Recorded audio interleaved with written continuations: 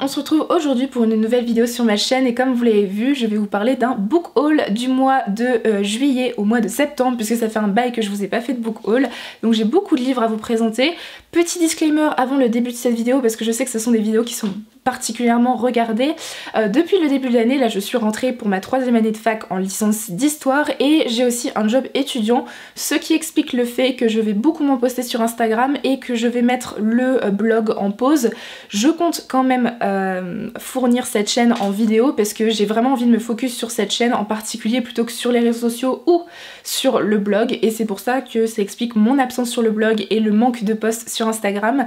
Je vais essayer de faire quelques photos pour Instagram mais ça arrivera au fur et à mesure, donc voilà, j'espère que quand même les vidéos vous plairont à l'avenir et on commence tout de suite le book haul. On va commencer avec les services presse. J'en ai reçu 5 durant ces 3 derniers mois et j'en ai lu seulement 2 sur les 5, mais je vais vite rattraper mon retard.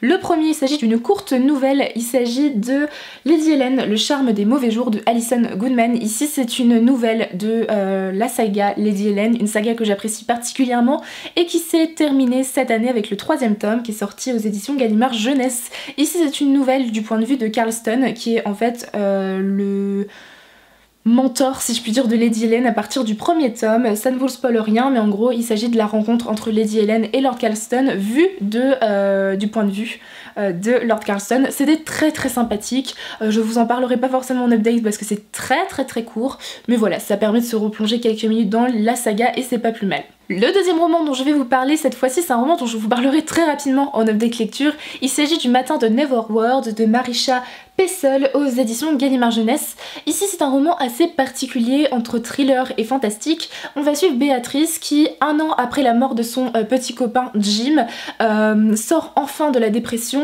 mais a toujours cette idée, ce pressentiment qu'il s'est passé quelque chose le jour de la mort de Jim entre elle, lui et sa bande de potes, et elle va donc revoir sa bande de potes qu'elle n'a pas vue depuis 1 an et ces 5 là vont vite se retrouver dans une situation assez dinguissime qui inclut du fantastique. C'est le Neverworld. Je veux pas forcément vous en dire plus parce que c'est un roman qui est assez court mais qui est particulièrement intriguant et original et j'ai hâte de vous en parler en update lecture. Ensuite on passe au service presse que je n'ai pas lu du coup, cette fois-ci avec le tome 4 de L'Anti-Magicien, l'abbaye d'ébène de Sébastien de Castel aux éditions Gallimard Jeunesse. Ici j'ai lu le tome 2 et 3 fin août, durant mon voyage en Nouvelle-Zélande, et du coup je vais attendre un petit peu avant de me replonger dans la saga puisque le tome 5 sort dans quand même quelques mois, l'année prochaine si je me trompe pas. Donc plutôt que me précipiter, je vais attendre un petit peu. Oui voilà, il sort qu'en avril 2020, donc je me lirai peut-être au début de l'année prochaine. Mais en tout cas j'aime beaucoup cette saga, donc j'ai hâte de m'y replonger et de retrouver les personnages. L'avant-dernier service presse, il s'agit de Ceux qui ne peuvent pas mourir, donc le tome 1, La Bête de Portevent, de Karine Martins, toujours aux éditions Gallimard Jeunesse. Ici c'est un roman qui est sorti récemment, si je me trompe pas, il est sorti le 12 septembre. C'est un roman qui est aussi assez court, un 1er tome, qui mêle fantastique et thriller, tout dans un univers historique. Nous sommes à la fin du 19e siècle, on va suivre l'enquêteur Gabriel Volz, qui est pas un enquêteur ordinaire puisqu'il chasse les égarés, qui sont une sorte de créatures un peu mystiques. Tout le monde pense que ce sont des légendes, mais elles existent vraiment. Les loups-garous, les licans, les cocatrices ou encore les volcolax. Aucun de ces monstres n'a résisté donc à la force de Volz jusqu'au jour où il va être affublé d'une orpheline qui s'appelle Rose, qui est aussi attachante que énervante, et ils vont tous les deux se retrouver dans une affaire de meurtre qui va les mener à Portevent. C'est une histoire qui a eu pas mal de bonnes critiques depuis qu'il est sorti, du coup j'ai hâte de me faire mon propre avis et je pense que ce sera parfait pour la période automnale. Et enfin le dernier service presse, et pas des moindres, il s'agit de Cursed, donc La Rebelle, illustré par Frank Miller et écrit par Thomas Wheeler. Ici c'est une histoire, si je me trompe pas, de la réécriture des légendes arthuriennes. Ici on va suivre Nimue qui a vu le massacre de son village et sa mère avant de mourir va lui donner une épée qu'elle doit donner à Merlin, donc Merlin l'enchanteur, et elle va être accompagnée d'Arthur, donc du chevalier Arthur, ainsi que de Morgane, et elle va se rendre compte en fait que rapidement cette épée lui donne certains pouvoirs et que elle va avoir sûrement un gros rôle à jouer dans tout ce qui se passe à ce moment là dans cette histoire. Ça m'a l'air plutôt sympa, c'est un roman qui va être adapté en série Netflix rapidement, je pense l'année prochaine, avec notamment l'actrice Catherine Langford, oui donc au printemps 2020, qui a joué dans 13 Reasons Why ou encore Love, Simon. Et le fait que ce soit juste une réécriture des légendes arthuriennes, ça me tente énormément. De plus, c'est un roman qui est illustré, donc il y a des illustrations en couleur et des illustrations en noir et blanc. Je ne suis pas forcément très sensible au coup de dessin de Frank Miller, mais ça apporte quand même un plus, on peut pas le nier, à l'histoire. Donc on verra ce que ça va donner, en tout cas j'espère qu'il sera à la hauteur de ce qu'il promet. Ensuite on passe à la pile des livres que j'ai achetés ou qu'on m'a offert et qui sont en français, donc occasion ou neuf, voilà j'ai tout mis dans le même tas. Le premier c'est un livre que j'avais reçu pour mon anniversaire de la part de ma meilleure amie, il s'agit du tome 2 de Culotté, donc des femmes qui ne font que ce qu'elles veulent de Pénélope Bagieux aux éditions Toujours Gallimard. C'est une bande dessinée que j'avais tout à fait appréciée, qui a été un gros coup de cœur encore une fois comme le premier tome. Ce sont ici des portraits de femmes dont on n'a souvent pas entendu parler et qui ont eu des histoires absolument extraordinaires et qui sont mises en scène. Et par Pénélope Bagieux qui a notamment reçu un prix, je pense au mois de juin ou de juillet, quelque chose comme ça, concernant ses bandes dessinées, un prix international au Comic Con. Donc j'ai adoré cette histoire, encore une fois, c'est vraiment des dessins que j'apprécie tout particulièrement et à chaque fois les histoires sont extrêmement prenantes, révoltantes et elles font beaucoup réfléchir, donc je vous la conseille énormément. Ensuite un roman que j'avais acheté pour le challenge des 4 maisons, organisé par Bulle de Mots chaque année, que je n'ai malheureusement pas eu le temps de lire puisque c'est une grosse brique. Il s'agit de Jane Eyre de Charlotte Brontë aux éditions Pocket. Donc c'est un bon roman qui fait voilà 750 pages. C'est un classique que je veux lire depuis un bon moment. Si je me trompe pas, on suit Jane Eyre qui est une orpheline qui est maltraitée, sans fortune et sans beauté. Et elle va entrer comme gouvernante dans un manoir pour finalement tomber amoureuse du maître des lieux. Je veux pas forcément en savoir plus, je sais que c'est un personnage qui est un peu vu comme les prémices du féminisme et c'est un classique qui est particulièrement apprécié. En tout cas j'espère que ça ne fera pas le même flop pour Orgueil et Préjugés de Jane Austen avec ce roman, mais en tout cas j'ai beaucoup d'espoir pour ce classique. Ensuite ma petite sœur Lucie a eu la gentillesse de m'offrir un roman. Il s'agit de Marie-Antoinette de Stéphane Zweig aux éditions Le Livre de Poche. Vous savez que je suis une grande fan d'histoire et j'aime énormément les biographies, même si j'en lis très peu, mais ces biographies-là en l'occurrence je voulais les lire puisque c'est Stéphane Zweig qui les a écrits. Ce sont des biographies de plein de personnages, en l'occurrence ici Marie-Antoinette, je pense que vous la connaissez tous. Et Stéphane Zweig c'est aussi l'auteur de 24 heures dans la vie d'une femme ou encore Le joueur d'échecs et j'avais très envie de lire une de ses biographies avant de me lancer dans ses romans. Je n'ai pas vraiment lu de chroniques à propos de ces biographies, je veux juste tester et voir ce que ça donne. En tout cas j'espère qu'elles seront prenantes. Ensuite je me suis acheté 2 livres en neuf. Le premier que j'attendais avec grande impatience parce que je l'avais vu beaucoup passer en grand format et je le voulais vraiment en poche parce qu'il coûtait assez cher. Il s'agit du mythe de la virilité, donc un piège pour les deux sexes de Olivia Gazalet aux éditions Pocket. Ici c'est un essai, donc c'est de la non-fiction sur le mythe de la virilité de l'Antiquité jusqu'à nos jours, comment ce mythe s'est construit et en quoi il est nocif autant pour les hommes que pour les femmes. Donc ici ça parle de féminisme mais aussi de virilité qui est un terme que je déteste et j'ai hâte de voir ce que va en dire l'autrice et ça m'a l'air très intéressant. En tout cas c'est un essai qui a été terriblement bien noté et j'ai hâte de voir ce qu'il recèle. Et le deuxième roman que je me suis acheté en poche après mon coup de cœur pour le roman Royaume de vent et de colère de Jean-Laurent Del Socorro, je me suis décidée à acheter son deuxième roman qui est Boudica, toujours du même auteur et cette fois-ci aux éditions J'ai lu et du coup dans le format poche. Ici c'est un roman qui est plus à portée historique et qui parle de faits réels. Ici nous sommes un siècle après leur victoire sur la Gaule et les Romains veulent envahir l'île de Bretagne qui est en fait l'actuelle Angleterre. Sauf que les sectes à ce moment-là sont extrêmement divisées, il y a beaucoup de conflits et n'arrivent pas à s'unir face à cette menace qui est Rome. Et on va voir Boudica qui est une femme guerrière qui va décider et qui va réussir finalement l'impossible, c'est d'unir tous les clans face à la menace. Malgré le fait que la révolte va être défaite et qu'ils vont être vaincus, Boudica ça reste quand même une figure qui a été très peu étudiée en histoire et dont on a très peu entendu parler et dont j'ai très envie de découvrir finalement. Je pense que ça se lira vite parce que c'est Jean-Laurent Del Socorro et que ce sont des petits chapitres et j'ai hâte de me replonger dans cette plume que j'ai tant adorée dans ce roman précédent. Ensuite rapidement je suis tombée en librairie d'occasion sur 2 romans, plutôt 2 pièces de théâtre d'un auteur que j'ai découvert l'année dernière, d'un dramaturge que j'apprécie particulièrement et dont j'ai envie de lire plus de pièces puisqu'elles sont toutes à peu près connues. Il s'agit de Racine dans une édition que j'aime beaucoup, c'est les éditions Larousse. Le premier c'est Bérénice et le deuxième Britannicus. Je vous en dis pas plus, ce sont des pièces de théâtre qui se déroulent durant l'Antiquité. J'avais beaucoup apprécié Iphigénie et du coup j'ai hâte de me replonger dans les œuvres de cet auteur. Et enfin le dernier roman en français de cette vidéo, il s'agit de No Home de Ya Gyazi aux éditions Le Livre de Poche. C'est un roman que ma marraine m'a donné et que j'avais très envie de lire. Ici on est au XVIIIe siècle sur la Côte de l'Or, si je me trompe pas, voilà, au plus fort de la traite des esclaves. On va suivre 2 personnages, 2 femmes qui sont Effia et Essie, qui sont demi-sœurs mais qui ne se connaissent pas. Effia, elle va être contrainte d'épouser un Anglais qui tient à Fort dans laquelle sont emprisonnés des esclaves, dont sa demi-sœur qui est inconnue pour elle. Et cette demi-sœur va être envoyée en Amérique. Ensuite va s'en suivre toute une histoire avec les générations à suivre de ces 2 femmes. C'est une histoire voilà, intergénérationnelle sur la traite des esclaves et le commerce triangulaire. Ça m'a l'air particulièrement intéressant et fort comme histoire. J'en ai entendu d'excellents avis comme des beaucoup moins bons et du coup j'ai hâte de me faire mon avis. On passe à la dernière partie de ce book haul avec les romans en anglais. J'en ai ramené quelques-uns de Nouvelle-Zélande et j'en ai aussi acheté en France.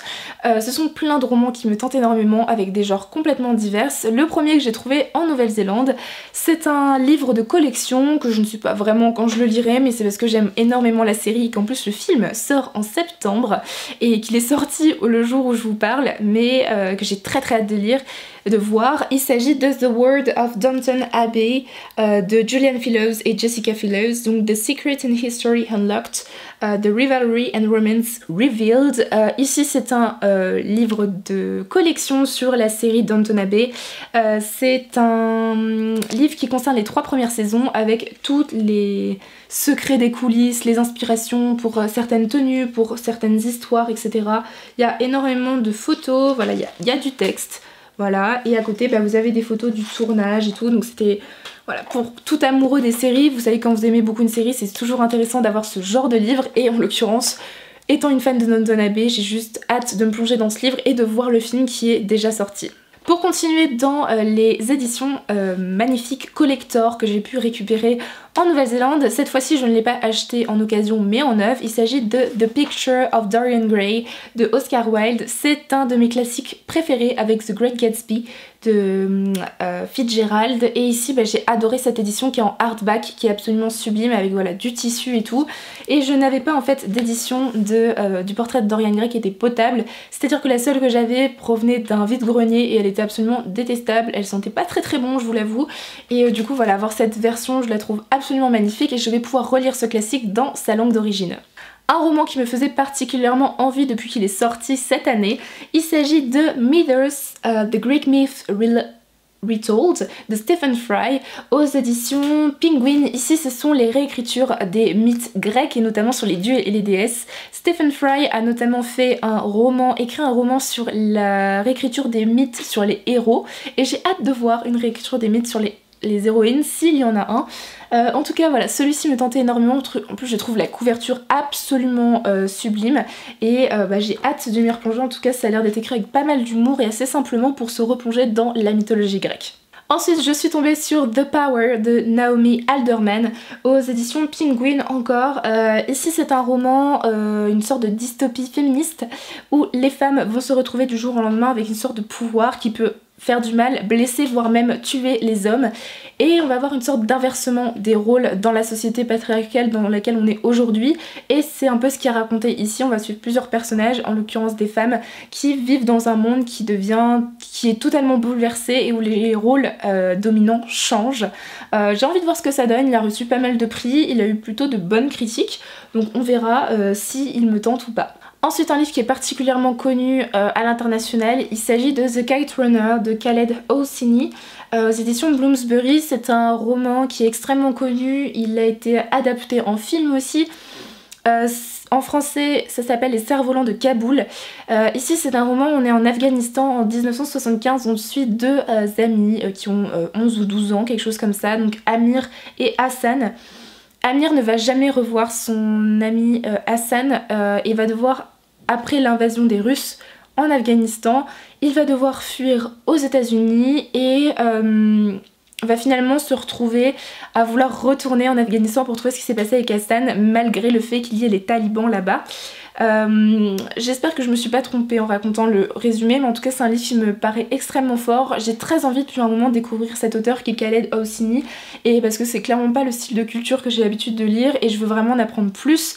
Voilà, donc je pense qu'il sera très émouvant. Je vous parlais tout à l'heure des classiques que j'ai appréciés et j'ai beaucoup aimé The Great Gatsby, donc qui est Gatsby le magnifique, je pense que vous le connaissez tous. Et je voulais lire d'autres romans de F. Scott Fitzgerald. Je suis donc tombée sur une version que j'apprécie particulièrement de ses romans, qui est la version Penguin Modern Classics, qui ne se fait plus aujourd'hui, donc j'ai pu la trouver qu'en occasion. Ici j'ai pris Tender is the Night, donc c'est une autre histoire où cette fois-ci on est sur la French Riviera dans les années 20. On va suivre un couple, il va se passer pas mal de choses d'intrigue, je veux pas forcément en savoir plus, j'ai envie de me laisser porter par cette histoire. En tout cas je suis très contente d'avoir trouvé cette édition qui a été pas mal lue, j'aime beaucoup le fait que ce roman ait voyagé et a une histoire, et ben j'ai hâte de me replonger dans un nouveau roman de cet auteur. L'avant-dernier roman de ce book haul, il s'agit de The Immortalist de Chloé Benjamin, aux éditions Tinder Press. Ici c'est un roman qui a été pas mal publicité, qui s'appelle Les Immortalistes ou Les Immortels, quelque chose comme ça en français, et c'est un roman qui est sorti en poche avec la même couverture. Il a eu pas mal de succès, il a remporté pas mal de prix. Le pitch général, c'est qu'on va suivre un groupe de 4 jeunes qui sont enfants dans les années 69-70, qui vont rencontrer une voyante qui va leur annoncer la date de leur mort, et on va les voir évoluer au fur et à mesure des générations et comment ils vont vivre avec le fait de connaître la date de leur mort, et ça m'avait l'air plutôt intéressant, un peu une petite dose de fantastique mais surtout beaucoup de contemporain et de réflexion, de psychologie là-dessus qui m'a l'air plutôt prenante, et j'ai hâte de découvrir et de voir ce que donne ce roman. Le dernier roman que j'ai trouvé en Nouvelle-Zélande, il s'agit de All the Bright Places de Jennifer Niven aux éditions Penguin. C'est un roman qui a été publié en français sous Tous nos jours parfaits, quelque chose comme ça. J'ai lu le deuxième roman de l'autrice qui m'avait été envoyé par Gallimard Jeunesse et j'avais très envie de découvrir le premier. C'est un contemporain donc ça va se lire très facilement. Ici on suit Violette et Théodore qui vont tous les deux finalement vouloir se suicider sur le toit de leur lycée en même temps, et qui au lieu de se suicider vont commencer à parler, et ça va les dissuader en fait de mettre fin à leur jour, et va se créer d'ici une belle relation de confiance, et ça va sûrement amener à une romance. C'est un roman qui est normalement adapté en 2020 sur Netflix avec Elle Fanning notamment, et que j'ai très envie de voir, et je me suis dit que c'était le moment de lire ce roman qui avait fait beaucoup parler de lui, et dont les sujets c'est des sujets dont j'ai pas beaucoup lu de romans là-dessus, sur le suicide notamment, et le harcèlement scolaire, tout ça. Donc pourquoi pas me lancer dans cette histoire qui m'a l'air plutôt assez rapide à lire et très sympa. Enfin les deux derniers romans que j'ai achetés en France cette fois-ci en anglais, le premier c'est d'occasion, je l'ai trouvé parce qu'en fait c'est un roman que j'avais eu pendant plusieurs années avant de le passer à quelqu'un qui me l'a jamais rendu, et je l'ai trouvé en anglais et j'ai très envie de me relire. Il s'agit de The Graveyard Book de Neil Gaiman, ici aux éditions Bloomsbury, et illustré par Chris Riddle qui est un peu l'illustrateur de prédilection de Neil Gaiman, en tout cas pour ses romans adolescents jeunesse. Ici en français ça s'appelle L'étrange vie de Nobody Owens. En fait on suit un jeune homme qui s'appelle Nobody et qui vit dans un cimetière, et sa famille sont en fait des fantômes. Il a été orphelin à partir du moment où ses parents se sont fait assassiner à Londres, et il s'est réfugié dans ce cimetière avec laquelle il a créé cette famille de fantômes. Il s'emporte voilà, dans toute une histoire, toute une aventure que j'avais particulièrement aimée. J'aimerais beaucoup me le relire, mais cette fois-ci en anglais. Et le dernier roman, il s'agit d'un roman de non-fiction, cette fois-ci que j'ai acheté en neuf parce que je voulais absolument le lire. Il s'agit de Why I'm No Longer Talking to White People About Race de Renée Edel-Lodge aux éditions Bloomsbury. C'est un roman que vous avez sûrement dû voir passer, en tout cas sur les chaînes anglophones. C'est un livre qui traite des relations raciales entre blancs, noirs, entre noirs et noirs, entre femmes blanches, femmes noires, enfin bref, vous avez compris l'idée, les relations raciales aujourd'hui dans notre monde. C'est un essai qui a fait beaucoup de bruit, donc j'ai très envie de découvrir le contenu, puisque j'ai peu de réflexion là-dessus. Évidemment je ne suis pas raciste, mais c'est vrai que je me suis jamais vraiment renseignée sur le combat comment ça se passait aujourd'hui, etc. Et je pense que ce livre m'a apporté beaucoup de choses, il va me permettre d'ouvrir les yeux sur beaucoup de choses que je ne sais pas.